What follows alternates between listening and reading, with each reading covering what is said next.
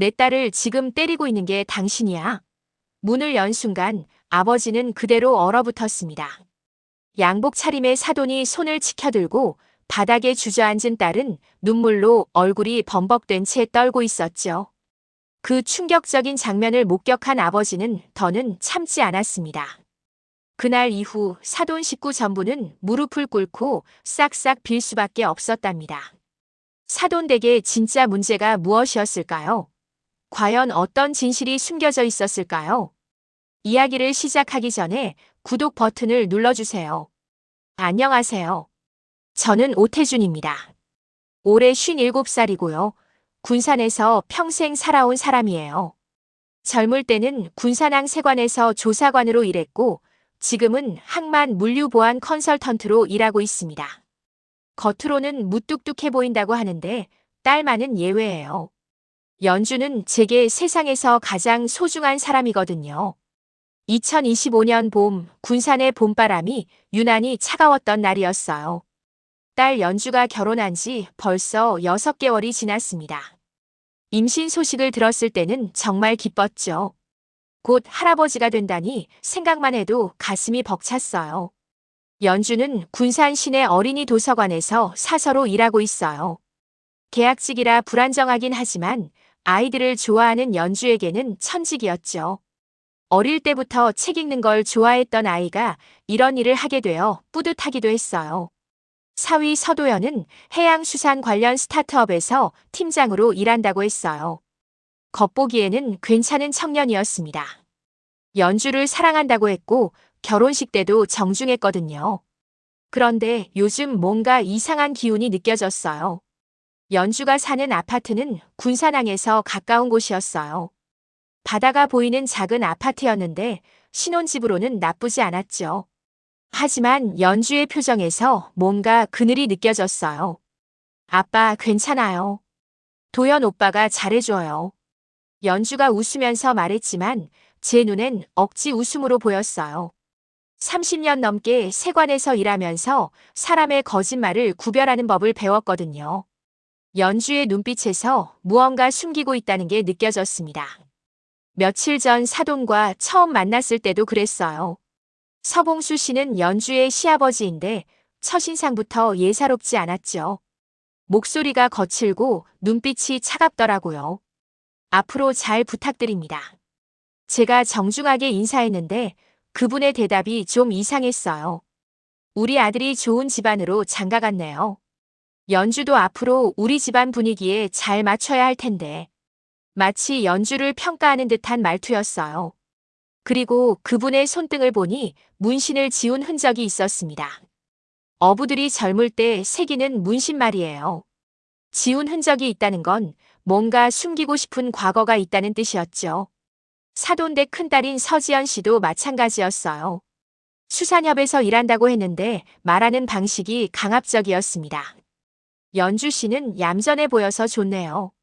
우리 집안은 전통을 중시하거든요. 전통이라는 말 뒤에 숨겨진 의미가 무엇인지 궁금했어요. 그날 밤 연주와 단둘이 이야기할 기회가 있었어요. 연주야, 시댁 분위기는 어때? 괜찮아요, 아빠. 다들 저한테 잘해주세요. 하지만 연주의 목소리에는 확신이 없었어요. 도연이는 요즘 어때? 일이 바쁜가? 네. 아버지 일을 도와야 한다고 자주 나가요. 밤늦게 들어올 때도 많고요. 연주의 표정이 어두워졌어요. 신혼 6개월 차에 남편이 밤마다 나간다는 게 정상적인 일은 아니었죠. 무슨 일을 도와주는 건데? 잘 모르겠어요. 가족 사업이라고만 하고 자세히 안 알려줘요. 그때부터 불안감이 들기 시작했어요. 제 경험상 사업 내용을 숨기는 사람들에게는 대부분 문제가 있었거든요. 며칠 후 도연을 따로 만날 기회가 있었어요. 연주 임신 검진을 함께 갔을 때였죠. 도연아, 요즘 일이 많이 바쁘지? 네. 좀 복잡한 일들이 있어서요. 도연의 답변도 애매했어요. 구체적인 설명을 피하고 있었죠. 가족 사업이라고 들었는데 어떤 일인지 궁금하네. 아, 그냥 수산업 관련 일이에요. 아버지가 오래 하신 일이라서. 도연의 손이 미세하게 떨렸어요. 거짓말할 때 나타나는 전형적인 반응이었습니다. 그날 밤 집에 돌아와서 고민했어요. 딸의 행복이 가장 중요했지만 뭔가 숨겨진 게 있다는 직감이 들었거든요. 결국 옛 동료에게 연락했어요. 김 차장은 지금도 세관에서 일하고 있었죠. 김 차장, 개인적으로 부탁이 하나 있어. 무슨 일이세요, 오 과장님? 서봉수라는 사람 아나? 군산에서 수산업 하는 사람인데. 잠시만요. 서봉수 씨요? 이름은 들어봤는데 정확한 정보는 확인해 봐야겠네요. 부탁한다. 조심스럽게 알아봐 줘. 전화를 끊고 나서도 불안감은 가시지 않았어요. 30년 세관 생활로 기른 직감이 경고하고 있었거든요. 연주의 얼굴이 떠올랐어요. 임신한 딸이 혹시 위험한 상황에 있는 건 아닐까. 그런 생각만 해도 가슴이 답답했습니다. 며칠 후 김 차장에게서 연락이 왔어요. 오 과장님, 서봉수 씨에 대한 정보를 찾았는데요. 전화로는 말하기 어려운 내용이 있어요. 목소리에서 심각함이 느껴졌어요. 그럼 내일 만나자. 네, 조심스러운 일이니까 외진 곳에서 만나는 게 좋겠어요. 전화를 끊으면서 가슴이 철렁 내려앉았어요. 제 예감이 틀렸기를 바랐지만 김 차장의 반응을 보니 심상치 않은 일이 있는 것 같았습니다. 그날 밤 연주에게서 전화가 왔어요. 아빠, 내일 시간 되세요? 같이 밥 먹어요. 연주의 목소리가 평소보다 작았어요. 그래, 어디서 만날까? 집 근처 식당에서 만나요. 도연 오빠는 또 일이 있다고 해서 못 와요. 또 나간다는 말에 불안감이 더 커졌어요. 알겠다. 내일 보자.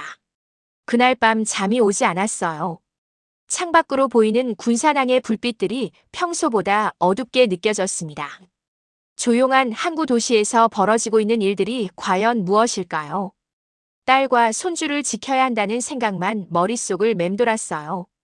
아무쪼록 제 걱정이 기우이기를 바랐지만 30년간 쌓인 경험이 그렇게 단순한 일이 아니라고 말하고 있었습니다.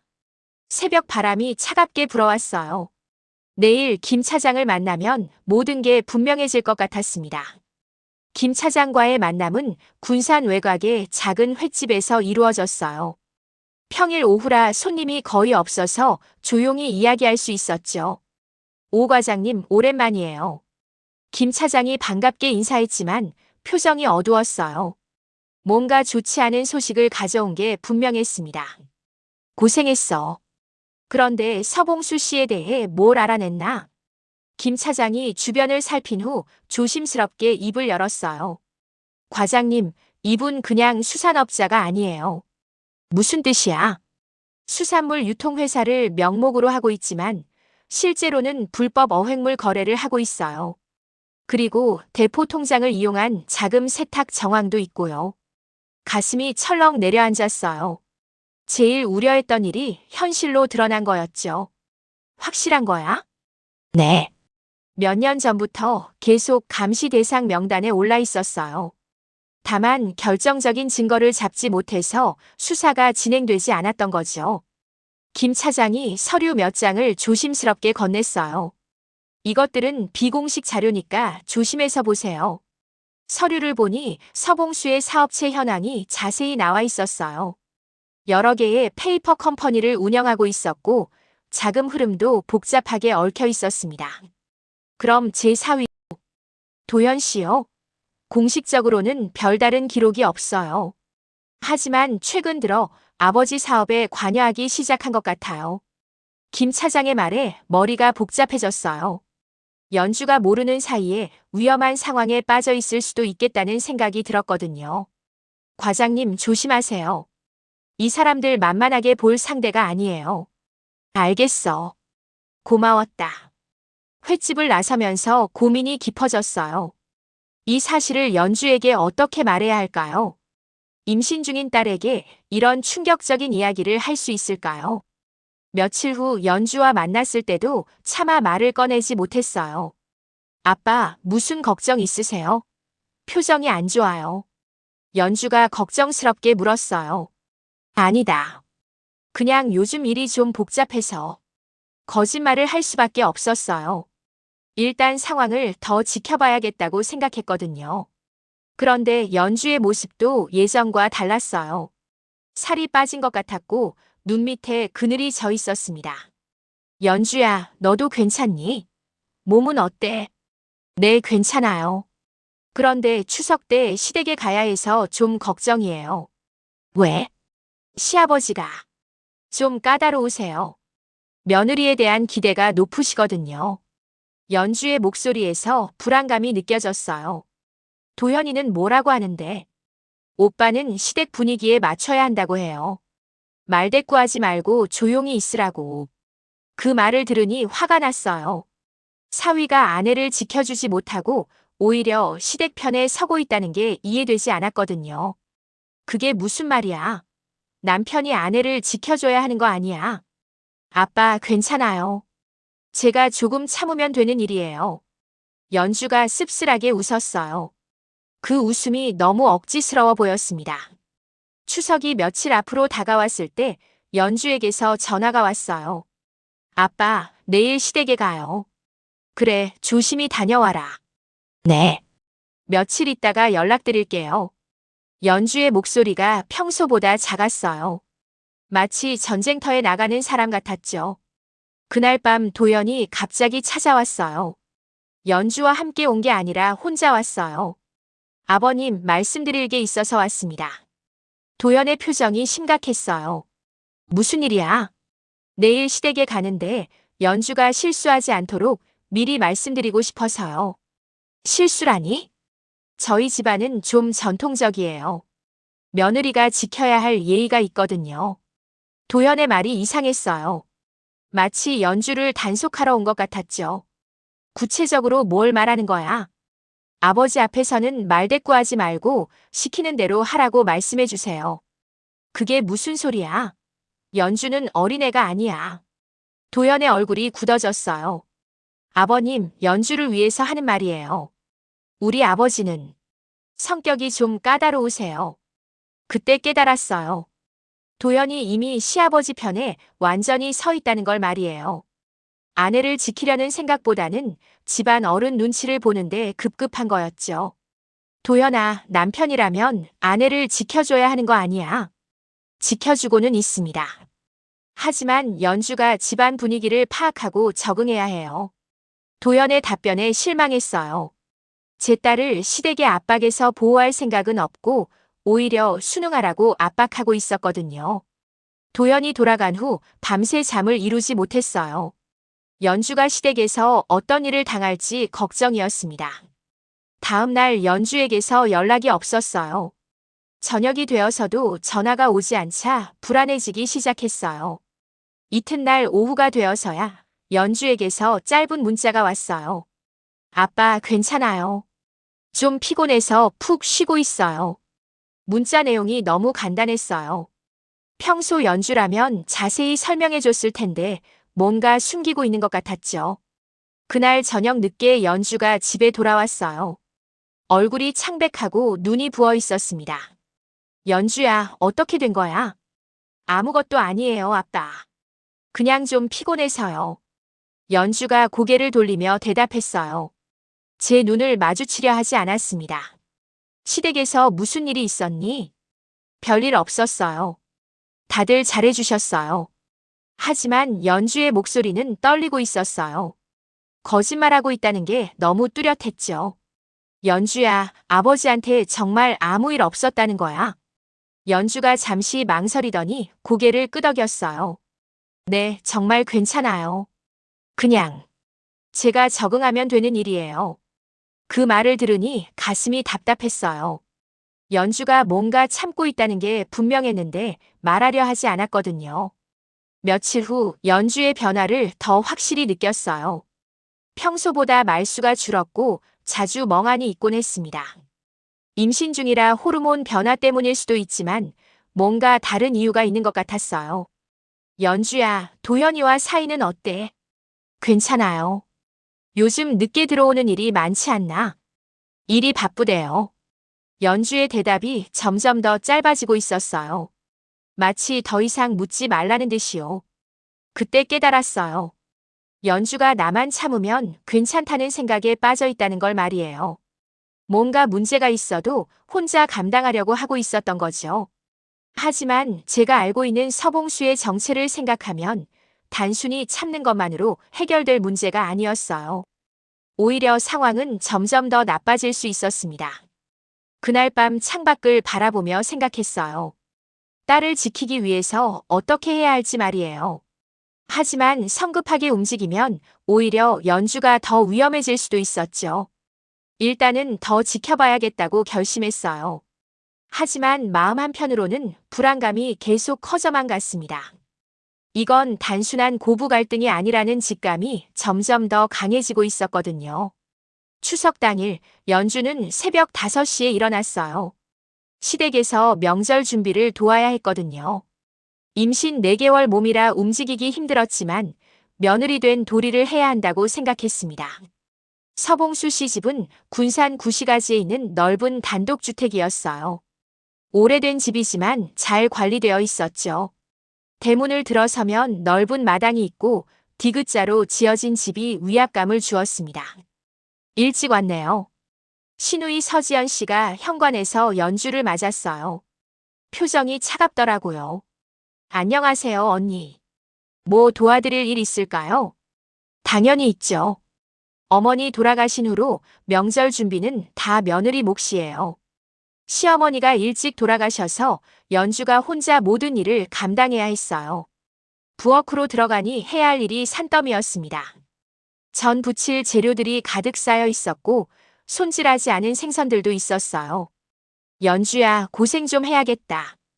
도연이 미안한 듯 말했지만 도와주려는 기색은 없었어요. 괜찮아요. 제가 할게요.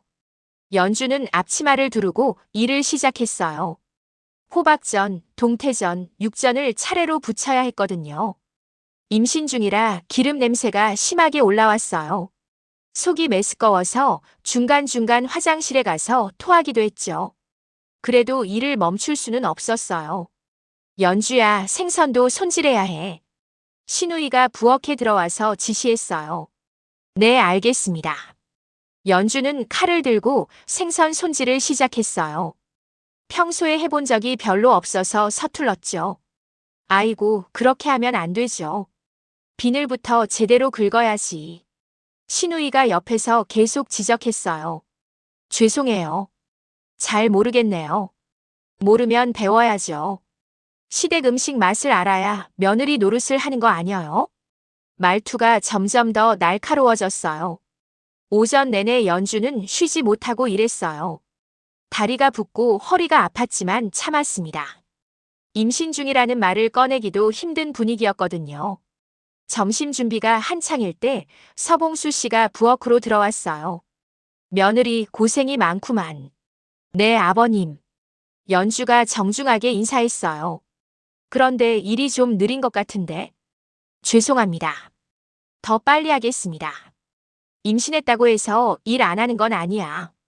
우리 집안 며느리는 일 잘해야 해. 서봉수 씨의 말에 연주가 고개를 숙였어요.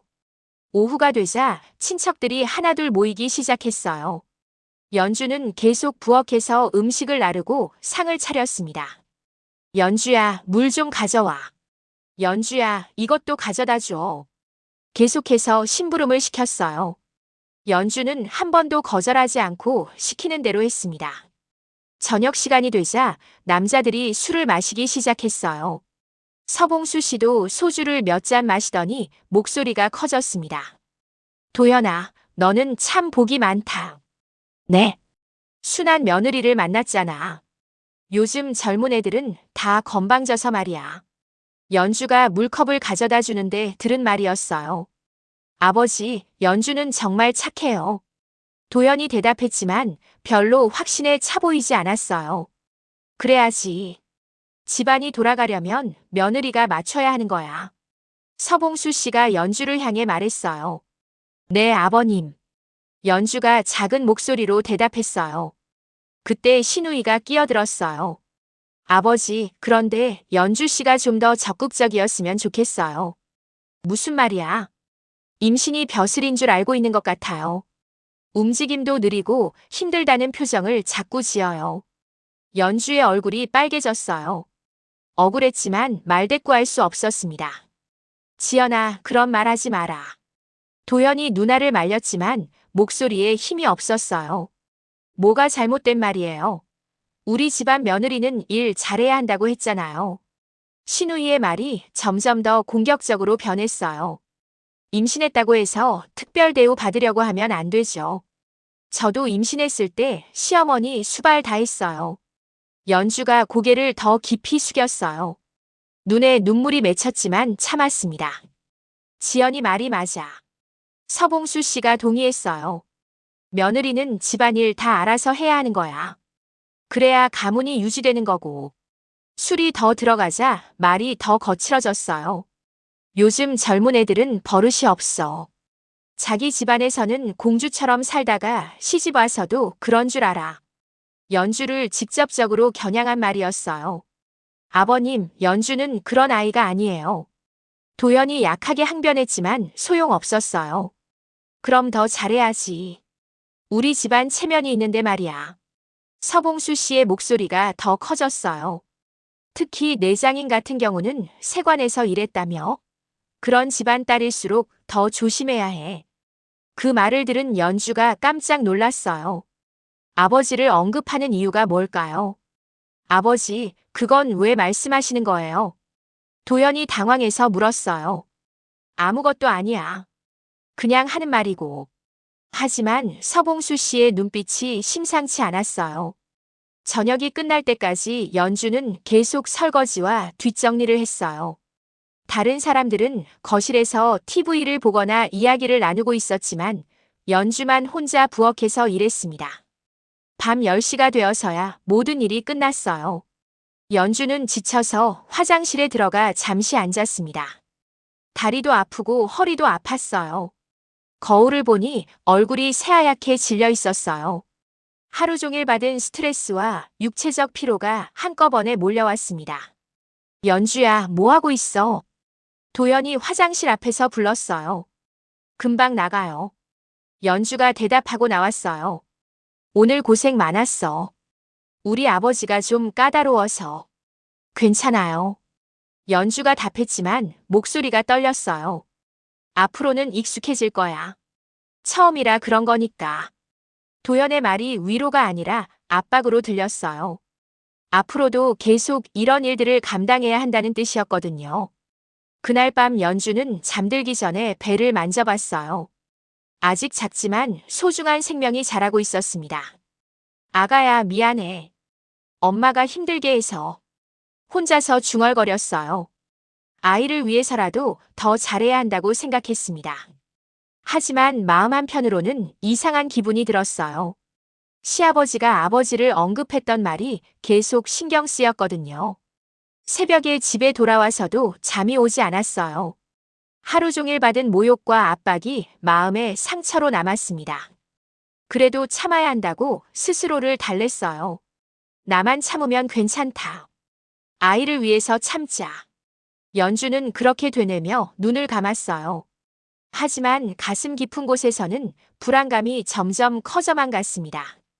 추석 연휴가 끝나갈 무렵 연주에게는 마지막 시련이 남아 있었어요.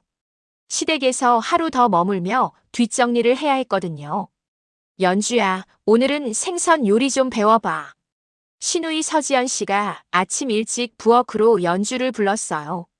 네, 언니. 연주는 어제보다 더 피곤했지만 고분고분 따라갔습니다.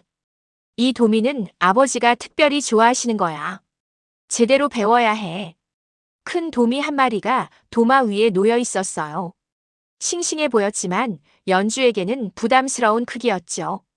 비늘부터 깨끗하게 긁고 내장도 말끔히 빼야 해.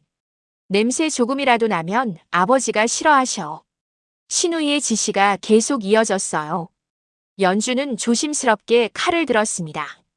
그런데 손이 떨렸어요. 어제부터 계속된 긴장과 피로 때문이었죠. 칼질이 서툴러서 비늘이 제대로 벗겨지지 않았습니다. 아이고, 그게 뭐야? 다시 해봐. 죄송해요. 연주가 다시 시도했지만 여전히 서툴렀어요. 정말. 이런 것도 못하면 어떻게 시집살이를 해? 신우이의 한숨 소리가 깊었어요. 1시간 넘게 씨름한 끝에 겨우 생선 손질을 마쳤어요. 연주의 손에는 작은 상처들이 생겼습니다. 이제 쪄서 접시에 담아야 해. 조심해서 해. 큰 접시에 생선을 올리고 찜통에 넣었어요. 30분 정도 지나서 꺼낼 때였습니다. 뜨거운 김이 올라와서 연주가 잠시 눈을 감았어요. 그 순간 손이 미끄러졌습니다. 쾅! 접시가 바닥에 떨어지면서 산산조각이 났어요. 정성스럽게 찐 생선도 바닥에 흩어졌습니다. 뭐 하는 거야? 신우이가 소리쳤어요. 그 소리를 들고 거실에서 서봉수 씨가 달려왔습니다. 무슨 일이야? 연주가 아버지 생선을 떨어뜨렸어요. 서봉수 씨의 얼굴이 순간 일그러졌어요. 술이 덜 깬 상태에서 화가 치밀어 올랐습니다. 이게 뭐야? 이게. 죄송합니다, 아버님. 제가 실수를. 연주가 황급히 사과했지만 소용없었어요. 실수? 이런 식으로 집안 망신시킬 거야? 서봉수 씨가 연주에게 다가왔어요. 위압적인 큰 체구에서 술 냄새가 났습니다. 정말 죄송해요. 다시 만들어 드릴게요. 다시 만들어? 이 비싼 생선을 어떻게 다시 만들어? 그때였어요. 서봉수 씨가 갑자기 발을 들어 올렸습니다. 쾅!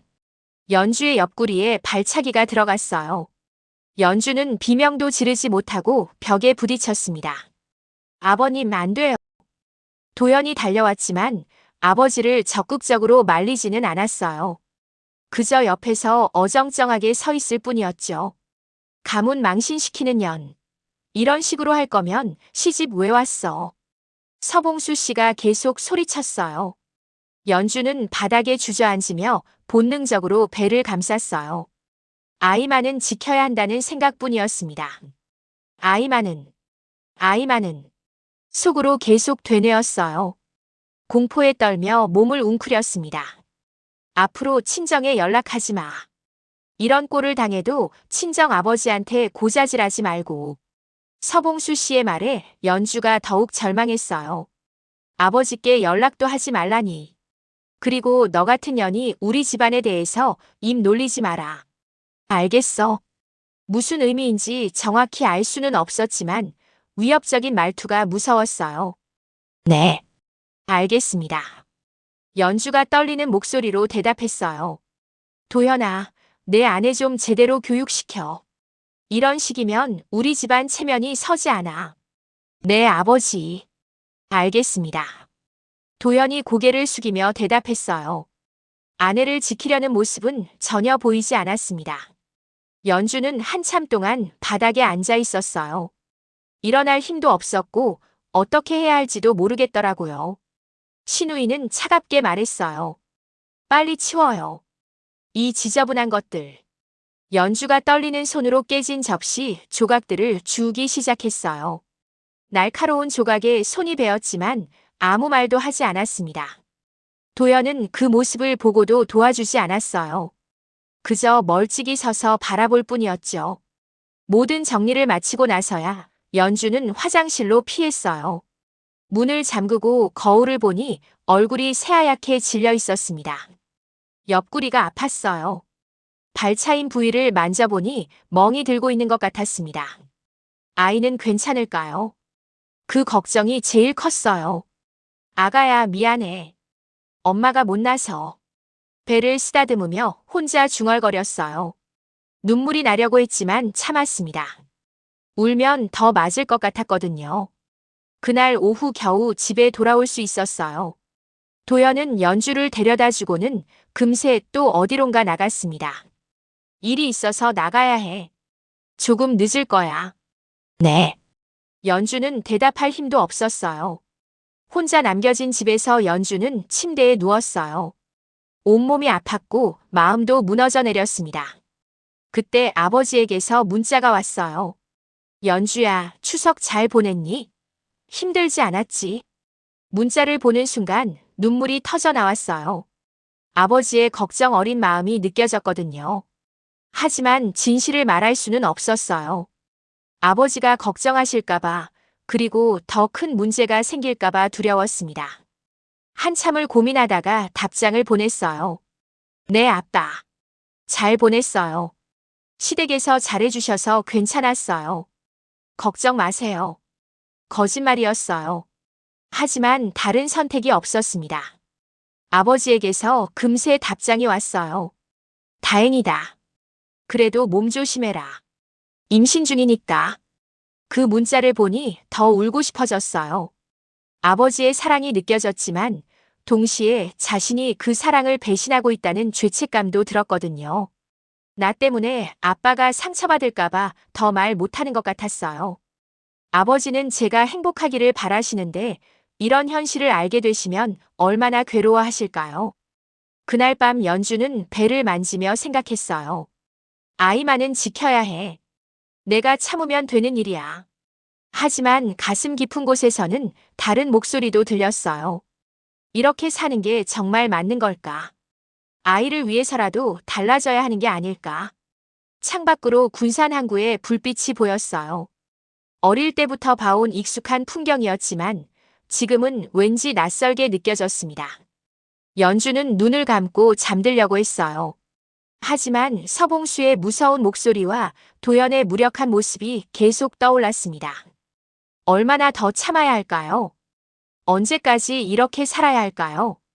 연주의 손이 무의식적으로 핸드폰을 만졌어요. 아버지 번호가 화면에 떠올랐지만 결국 전화를 걸지는 못했습니다. 그렇게 긴 밤이 지나갔어요. 연주는 혼자서 모든 아픔을 견뎌내야 했습니다. 새벽 1시. 연주는 침대에 누워 천장을 바라봤어요.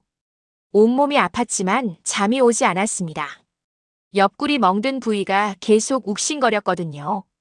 핸드폰을 들었다 놓았다를 반복했어요. 아버지께 전화하고 싶었지만 용기가 나지 않았습니다. 시아버지가 친정에 연락하지 말라고 했던 말이 계속 떠올랐거든요. 그런데 문득 어린 시절 기억이 스쳤어요. 초등학교 3학년 때였나요? 학교에서 왕따를 당해서 매일 울고 집에 오던 때가 있었어요. 그때 아버지가 학교 앞으로 마중을 나와주셨던 기억이 났습니다. 연주야, 무슨 일 있으면 아빠가 먼저 온다. 그때 아버지가 제 손을 잡으며 말씀해 주셨어요. 아빠는 연주 편이야. 세상 누구보다도.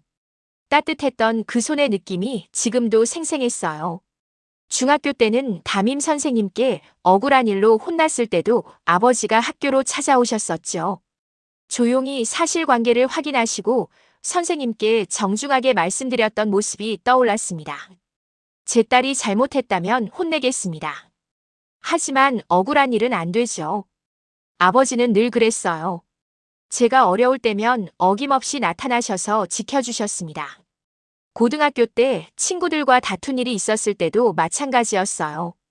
아버지는 제 이야기를 끝까지 들어주시고 어떻게 해결할지 함께 고민해 주셨죠. 연주야, 혼자 감당하려고 하지 마라. 아빠가 있잖아. 그 말씀이 지금도 귓가에 맴돌았어요. 결혼할 때도 아버지는 걱정하셨어요. 도현과 시댁 사람들을 처음 만났을 때 표정이 어두우셨었죠. 뭔가 불안해하시는 기색이 역력했었는데 그때는 그냥 과보라고 생각했었어요. 지금 생각해보니 아버지의 직감이 맞았던 것 같아요. 눈물이 또 나려고 했어요. 아버지가 그리웠습니다. 지금 이 순간 아버지의 따뜻한 손길이 간절했어요. 핸드폰을 다시 들었어요. 아버지 번호를 누르려다가 망설였습니다. 이런 상황을 말씀드려도 될까요? 걱정만 끼쳐드리는 건 아닐까요? 하지만 더 이상 혼자 견딜 수가 없었어요. 뱃속의 아이를 생각하니 더욱 무서웠습니다. 손가락이 떨렸어요. 전화를 걸기에는 너무 늦은 시간이었고 도연이 들을 수도 있었죠. 그래서 문자를 쓰기 시작했어요. 여러 번 지우고 다시 썼습니다. 처음에는 아빠 걱정하지 마세요. 괜찮아요라고 썼다가 지웠어요. 두 번째로는 아빠 시댁이 좀 힘들어요라고 썼다가 또 지웠습니다. 마지막에는 정말 짧게 썼어요. 아빠, 나 좀 데려가. 그 문자를 보내고 나서 연주는 핸드폰을 꼭 붙잡고 있었어요. 아버지가 자고 계실 시간이라 답장이 바로 올 리는 없었지만 그래도 기다렸습니다. 한편 같은 시각, 태주는 잠들지 못하고 있었어요. 연주가 보낸 괜찮다는 문자가 계속 신경 쓰였거든요. 30년 세관 생활로 기른 직감이 뭔가 잘못되었다고 경고하고 있었습니다. 핸드폰이 울렸어요. 문자 알림이었습니다. 태준이 핸드폰을 확인하는 순간 얼굴이 얼어붙었어요. 아빠, 나 좀 데려가. 단 몇 글자였지만 그 속에 담긴 절망과 간절함이 고스란히 전해졌습니다. 태준은 즉시 침대에서 일어났어요. 더 이상 지켜볼 수 없었습니다. 연주야, 아빠가 간다. 혼자서 중얼거리며 옷을 챙겨 입었어요. 새벽이지만 당장 딸에게 가야 했습니다. 차키를 들고 현관문을 나서는 태준의 표정은 단호했어요. 지금까지는 상황을 파악하는 데 집중했지만 이제는 달랐습니다. 구출 작전이 시작된 거예요. 연주에게 바로 전화를 걸었어요. 연주야, 아빠다. 아빠. 연주의 목소리가 울먹였어요. 지금 나간다. 30분이면 도착할 수 있어. 하지만 아무 말 하지 마. 아빠가 데리러 간다. 태준의 목소리에는 흔들림이 없었어요. 딸을 지키겠다는 확고한 의지가 담겨 있었습니다. 연주는 전화를 끊고 조용히 짐을 쌌어요. 많이 가져갈 수는 없었지만 필요한 것들만 작은 가방에 넣었습니다. 30년 동안 쌓인 아버지와 딸의 신뢰가 이 순간 빛을 발하고 있었어요. 새벽 2시 태준의 차가 연주의 아파트 앞에 도착했어요.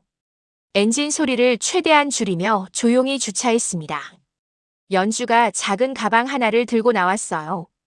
얼굴이 창백하고 걸음걸이도 조심스러웠습니다. 연주야. 태준이 차에서 내려 딸을 맞았어요. 연주의 상태를 보자마자 표정이 굳어졌습니다. 아빠. 연주가 아버지 품에 안겼어요. 그제서야 참았던 눈물이 터져 나왔습니다. 괜찮다. 이제 아빠가 있으니까. 태준이 딸의 등을 토닥이며 달랬어요. 하지만 내심 분노가 치밀어 올랐습니다. 차에 타자. 연주를 조수석에 태우고 태준은 운전석에 앉았어요. 그런데 차가 향한 방향이 이상했습니다. 아빠, 집이 이쪽이 아닌데요. 잠깐 들를 곳이 있어. 태준의 목소리가 평소와 달랐어요. 차가 향한 곳은 군산항 냉동창고 거리였습니다. 한적한 도로를 달리며 태준이 입을 열었어요. 연주야, 내 시아버지가 뭘 하는 사람인지 알고 있니? 수산업이요. 왜요?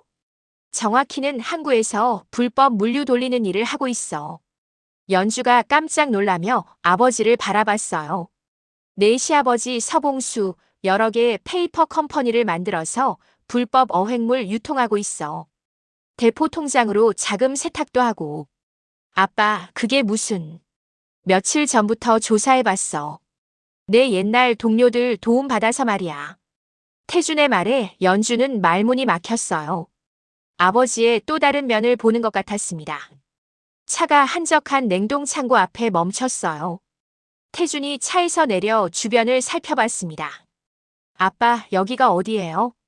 서봉수가 불법 물건들 보관하는 곳 중 하나야. 태준이 핸드폰을 꺼내 사진 몇 장을 연주에게 보여줬어요. CCTV 화면을 캡처한 것들이었습니다. 이게 뭐예요? 너희 시아버지가 새벽에 여기 드나드는 모습이야. 정식 신고도 안 된 물건들을 여기서 보관하고 거래하고 있어. 연주가 사진들을 보니 확실히 시아버지 얼굴이 보였어요. 세관에서 30년 일한 게 헛일이 아니야. 이런 패턴은 한눈에 알아볼 수 있어. 태준의 목소리에는 전문가로서의 확신이 담겨 있었어요. 그런데 왜 이걸 저한테 보여주세요? 내가 위험하기 때문이야. 이런 일 하는 사람들은 입막음을 위해서라면 뭐든 할 수 있어. 태준이 연주의 손을 잡았어요. 더구나 내가 세관 출신이라는 걸 알고 있으니까 너를 통제하려고 할 거야. 그래서 저한테 친정 연락하지 말라고 했구나. 연주가 뒤늦게 깨달았어요. 맞아. 그런데 이제는 다르게 접근해야 해. 태준이 가방에서 작은 녹음기를 꺼냈어요. 이걸로 증거를 확보해야 해. 무슨 증거요? 도현이한테 전화해서 시아버지 일정을 물어봐. 언제 어디서 뭘 하는지 자세히 드러내는 거야. 연주가 당황했어요. 하지만 아빠, 위험하지 않을까요? 위험하긴 하지. 하지만 이렇게라도 하지 않으면 너는 평생 그들한테 붙잡혀 살아야 해. 태준의 설명이 계속 이어졌어요. 지금까지 수집한 정보로는 부족해. 결정적인 증거가 필요하거든. 어떤 증거요? 불법 거래 시간과 장소, 그리고 관련자들의 대화 내용이야. 태준이 연주에게 핸드폰을 건넸어요. 도현이한테 전화해봐. 걱정되어서 연락한다고 하면서. 지금 이 시간에요. 새벽이니까 더 좋아. 경계심이 낮을 때야. 연주가 떨리는 손으로 도현의 번호를 눌렀어요. 몇 번의 신호음 후에 도현이 받았습니다. 여보, 이 시간에 왜? 미안해. 잠이 안 와서. 너는 뭐 하고 있어? 일 때문에 나와 있어. 아버지랑 같이. 연주가 태준을 바라봤어요. 태준이 고개를 끄덕이며 계속 유도하라는 신호를 보냈습니다. 어디 나와 있는데? 이렇게 늦게까지? 아, 그냥. 항구 쪽 일이야. 새벽에 처리해야 할 일이 있어서. 항구 어디? 위험하지 않아? 3번 부두 근처야. 걱정 마, 금방 끝나. 태준이 메모를 하며 더 구체적인 정보를 얻으라고 신호를 보냈어요. 무슨 일인데 그렇게 급해? 배에서 물건 내리는 일이야. 시간 맞춰서 해야 하거든. 언제까지 걸려? 1시간 정도?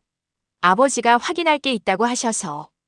통화를 끝내고 연주가 태준을 바라봤어요. 이제 어떻게 해요? 3번 부두로 가자. 현장을 직접 확인해야 해.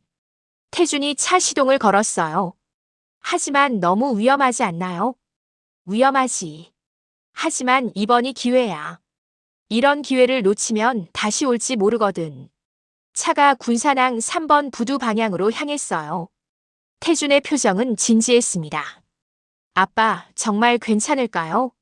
30년 동안 이런 일 해왔어. 걱정하지 마. 하지만 연주는 여전히 불안했어요. 아버지의 전문성은 믿었지만 상대방들이 만만한 사람들이 아니라는 것도 알고 있었거든요. 연주야, 하나만 약속해. 네. 무슨 일이 있어도 차에서 내리지 마. 내가 신호할 때까지 기다려.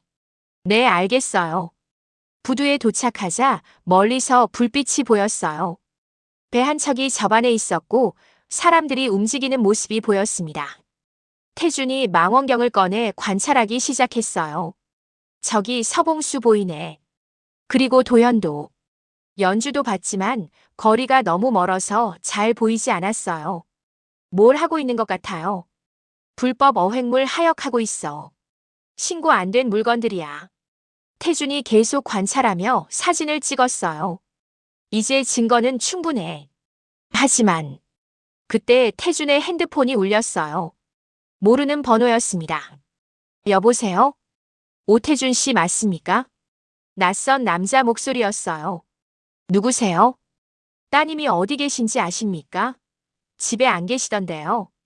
태준의 얼굴이 굳어졌어요. 들켜버린 거였습니다. 지금 어디 계시죠? 따님 때문에 걱정이 되어서요. 협박조의 목소리였어요. 태준은 전화를 끊고 연주를 바라봤습니다. 들켰어.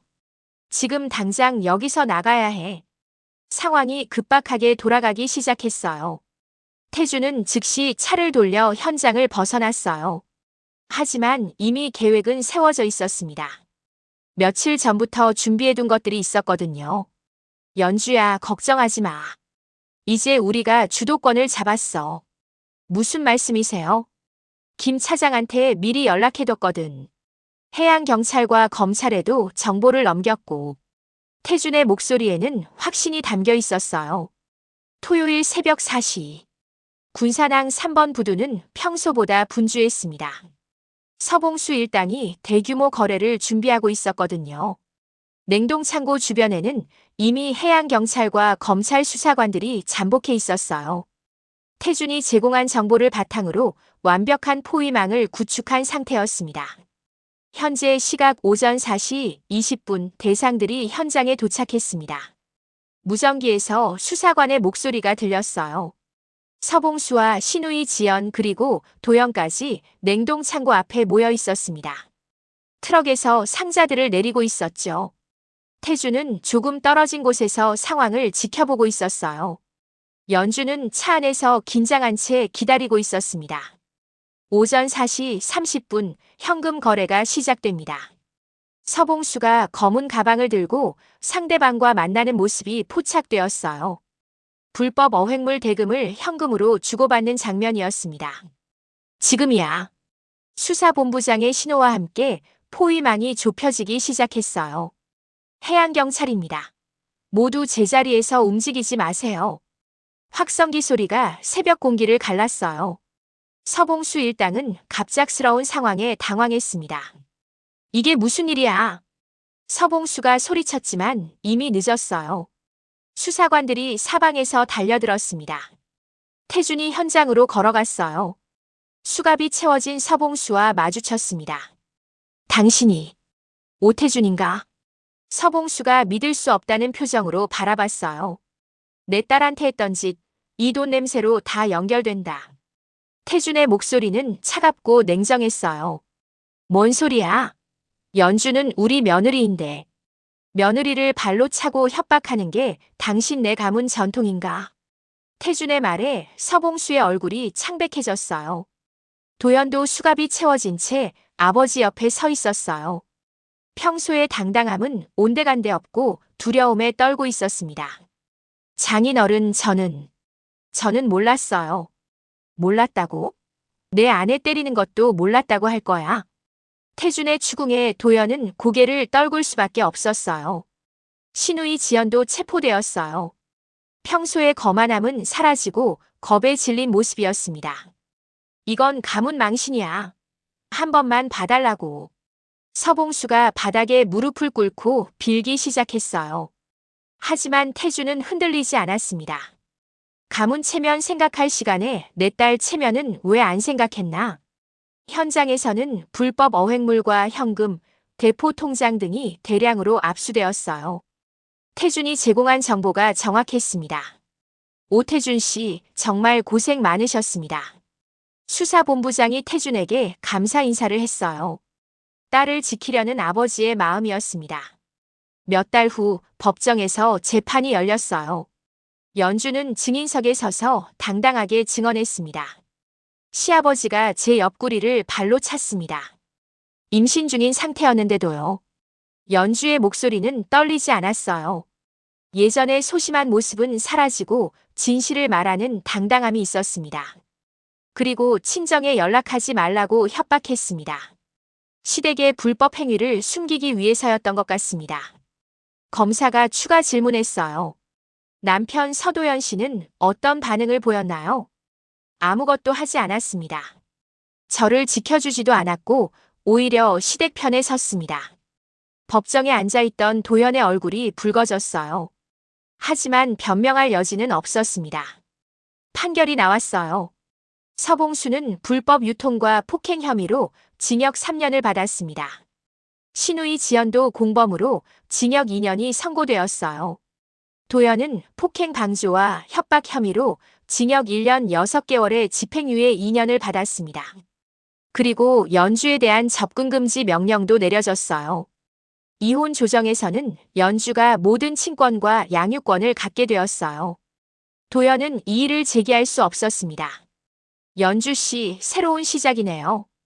변호사가 말했어요. 네, 이제는 제가 선택하는 삶을 살고 싶어요. 연주의 대답에는 확신이 담겨 있었어요. 법원을 나서면서 태준이 말했어요. 연주야, 정말 대견하다. 아빠 덕분이에요. 아빠가 아니었으면 평생 그렇게 살았을 거예요. 아니야. 내가 용기를 낸 거지. 연주의 배가 많이 불러 있었어요. 이제 7개월째였습니다. 아가야, 이제는 자유로운 세상에서 태어날 수 있어. 연주가 배를 쓰다듬으며 말했어요. 몇 주 후 연주는 도서관 정규직으로 전환되었어요. 임신 중인 직원을 배려해주는 좋은 직장이었습니다. 연주 씨, 힘든 일 많으셨죠? 이제는 좋은 일만 있을 거예요. 관장님이 격려해 주셨어요. 감사합니다. 열심히 하겠습니다. 연주는 더 이상 누군가의 눈치를 보지 않았어요. 자신의 선택으로 살아가기 시작했습니다. 태준도 딸의 변화를 기쁘게 지켜봤어요. 예전에 소극적이고 참기만 하던 연주가 아니라 당당하고 주체적인 여성으로 성장했거든요. 아빠, 정말 고마워요. 아빠가 구해주지 않았다면. 아니다, 연주야. 내가 스스로 구해낸 거야. 난 그냥 도와줬을 뿐이고. 어느 저녁 부녀가 함께 군산항을 산책했어요. 예전에는 무서웠던 이곳이 이제는 평화롭게 느껴졌습니다. 아빠, 이름 지었어요. 아들이야, 딸이야? 딸이에요. 이름은 자유예요. 자유라. 태준이 그 이름을 되뇌었어요. 참 좋은 이름이었습니다. 이제 정말 자유롭게 살 수 있을 것 같아요. 연주의 얼굴에 환한 미소가 떠올랐어요. 오랫동안 보지 못했던 진짜 웃음이었습니다. 바다에서 불어오는 바람이 두 사람의 머리칼을 살랑 흔들었어요. 새로운 시작을 알리는 것처럼요. 연주는 더 이상 참는 사람이 아니었어요. 자신의 삶을 선택하는 사람이 되었습니다. 그리고 곧 태어날 딸도 자유롭고 당당하게 키울 준비가 되어 있었어요. 재판이 끝나고 6개월 후 연주는 군산의 작은 바닷가 집으로 완전히 돌아왔어요. 태준과 함께 사는 새로운 시작이었습니다. 집은 군산항이 보이는 언덕 위에 있었어요. 작지만 따뜻한 집이었죠. 마당에는 태준이 직접 만든 작은 텃밭이 있었습니다. 연주야, 상추가 잘 자라고 있네. 태준이 물을 주며 말했어요. 네, 아빠. 자유도 이 채소들을 좋아할 것 같아요. 연주가 배를 쓰다듬으며 미소를 지었어요. 이제 출산 예정일이 한 달 앞으로 다가왔습니다. 어느 따뜻한 봄날, 연주의 딸 자유가 태어났어요. 건강한 아기였습니다. 태주는 처음으로 할아버지가 되는 기쁨을 만끽했어요. 자유야, 할아버지다. 태준이 아기를 조심스럽게 안으며 말했어요. 눈가에 눈물이 맺혔습니다. 아빠, 고마워요. 정말로. 연주가 병원 침대에서 말했어요. 피곤했지만 행복해 보였습니다. 몇 달이 지나자 연주는 새로운 일을 시작했어요. 군산시 여성센터에서 상담 봉사를 하기 시작한 거였습니다. 제가 경험한 일을 바탕으로 다른 분들을 도울 수 있을 것 같아요. 센터장에게 제안했을 때 흔쾌히 받아들여 주셨어요. 연주 씨 같은 분이 필요했어요. 경험이 있으신 분이 하시면 더 도움이 될 거예요. 주로 항구에서 일하는 여성들과 임산부들을 상담했어요. 연주와 비슷한 어려움을 겪는 분들이 생각보다 많았습니다. 저도 시댁에서 비슷한 일을 겪었어요. 한 상담자가 말했어요. 혼자 참지 마세요. 도움을 요청하는 게 부끄러운 일이 아니에요. 연주가 다정하게 말해줬어요. 자신의 경험이 누군가에게 도움이 된다는 게 뿌듯했습니다. 나 같은 사람이 다시는 나오지 않게. 연주가 상담을 마치고 혼자 중얼거렸어요. 이 일이 자신의 소명처럼 느껴졌습니다. 어느 저녁 연주는 자유를 안고 집 앞 바다를 바라봤어요. 석양이 아름답게 물들고 있었습니다. 자유야, 저 바다 보이지? 엄마가 어릴 때부터 봤던 바다야. 아기가 옹알거리며 바다를 바라봤어요. 예전에는 저 바다가 무서웠어. 아빠 일 때문에 나쁜 사람들이 오는 곳이라고 생각했거든. 연주가 계속 말했어요. 그런데 이제는 달라. 이 바다를 무서워했던 내가 이제는 이 바다를 지키는 사람이 됐네. 태준이 뒤에서 조용히 다가왔어요. 연주야, 무슨 생각을 그렇게 하고 있니? 아빠, 감사해요. 저를 구해주셔서. 아니야. 태준이 고개를 저었어요. 내가 너 자신을 지켰지. 아빠는 옆에 있었을 뿐이야. 태준의 말에 연주가 깊이 공감했어요. 정말 마지막에는 자신이 선택한 거였으니까요. 그래도 아빠가 없었다면 못했을 거예요. 이제는 자유도 있으니까 더 힘이 날 거야. 세 사람이 함께 바다를 바라봤어요. 자유는 연주 품에서 평화롭게 잠들어 있었습니다. 아빠, 자유가 클 때까지는 여기서 살고 싶어요. 당연하지. 여기가 우리 집이야. 마당에서는 태준이 기른 채소들이 무럭무럭 자라고 있었어요. 연주도 이제는 그 채소들을 돌보는 일에 참여했습니다. 아빠, 이 토마토 정말 맛있네요. 내가 기른 거잖아. 아빠와 함께 기른 거죠. 저녁 식탁에는 세 사람이 둘러앉았어요. 자유는 아직 어리지만 가족의 일원으로 함께 했습니다. 연주야, 행복해. 네, 정말 행복해요. 연주의 대답에는 진심이 담겨 있었어요. 힘든 시간도 있었지만 그 시간들이 있었기에 지금의 행복을 더 소중히 느낄 수 있는 것 같아요. 태준이 고개를 끄덕였어요. 그래, 모든 경험이 다 의미가 있는 거야. 밤이 되어 연주는 자유를 재우고 나서 다이어리에 일기를 썼어요. 오늘도 상담센터에서 한 분을 도울 수 있었다. 나와 비슷한 상황에 있던 분이었는데 용기를 내서 도움을 요청하기로 하셨다. 내 경험이 누군가에게 도움이 된다는 게 정말 보람이 있다. 자유가 자라서 이 이야기를 들려줄 날이 올 것이다. 그때는 엄마가 어떻게 용기를 내는지, 할아버지가 어떻게 도와주셨는지 말해줄 거다. 그리고 무엇보다 자신을 소중히 여기라고 가르쳐 줄 거다. 다이어리를 덮고 창밖을 바라봤어요. 군산항의 불빛들이 반짝이고 있었습니다. 이제 그 불빛들이 무섭지 않았어요. 오히려 따뜻하고 평화로워 보였습니다. 연주는 새로운 삶을 살고 있었어요. 누군가를 위해 참는 삶이 아니라 자신과 가족을 위해 선택하는 삶이었죠.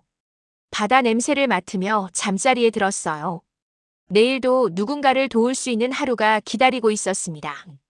안전한 일상 속에서 연주는 진정한 자존감을 회복했어요. 그리고 그 회복된 자존감으로 다른 이들을 돕고 있었습니다.